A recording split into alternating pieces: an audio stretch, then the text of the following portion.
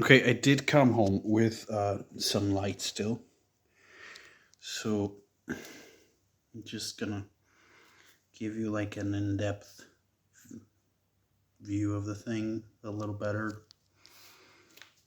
This is where the strap lock is, and I'm not getting enough light on this side. I'm gonna flip it over laterwards. That's the input. So this is a three-way pickup selector with push knobs. You know, they go up and down. Maybe better like this. And they'll split coil these humbuckers, the silo humbuckers. These were custom ordered from Bare Knuckle to get that panning and the screws to look like that. She's needing a little bit of love. As you can see, I mean, the scale needs a little bit of moisture, that Dunlop thing. Grabbed up a couple scratches, not too much, not too many. I think it's got one here at the top of the headstock. Let me see if I can focus that and show you. But all of this will go away before I ship it, because I can just ship it to the luthier first, and then he'll get that done. Okay, so this is the other one. I'm gonna flip it just for a second so you can see. This is a mid-weight density wenge. It's got scratched over here, so it's gonna need sanding. It's gonna look perfect once it gets sanded, don't worry. Because there's no dents, it's just scratching. It does look bad though. You see the output now a little better. Yeah, and that's the same density on the neck. And then I'm going to take some measurements because he's not answering at the moment. He might be too busy. The phone doesn't quite get the color right now. This is like, I don't know, it's like chocolate.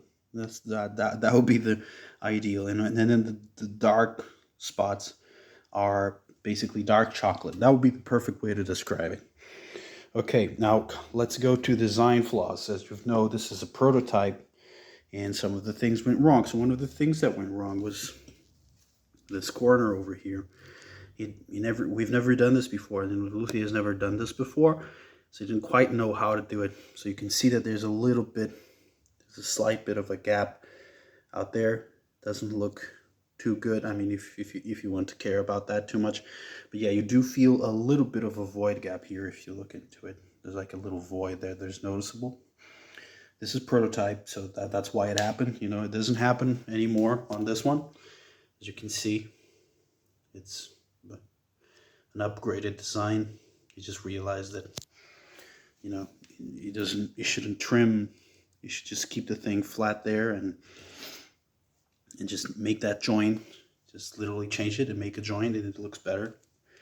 And then the other thing was, and this is just, I mean, it's a prototype mistake. So basically beneath one of these bridges, there's a hole. Oh yeah, you can actually see it there.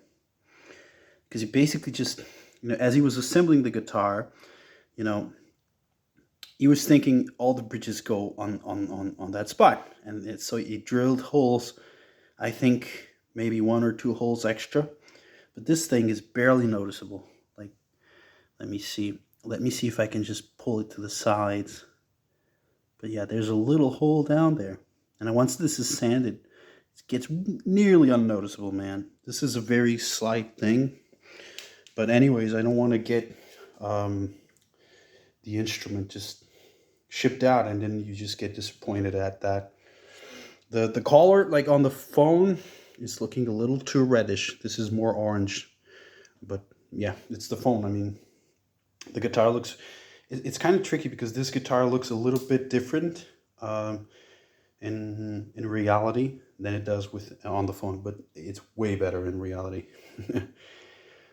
Yeah, this is killer. Okay, so I'm going to take measurements, and yeah, this is JP Customs. So it's made in Portugal. He's done quite some many guitars to some known artists here. There's a guy, a band called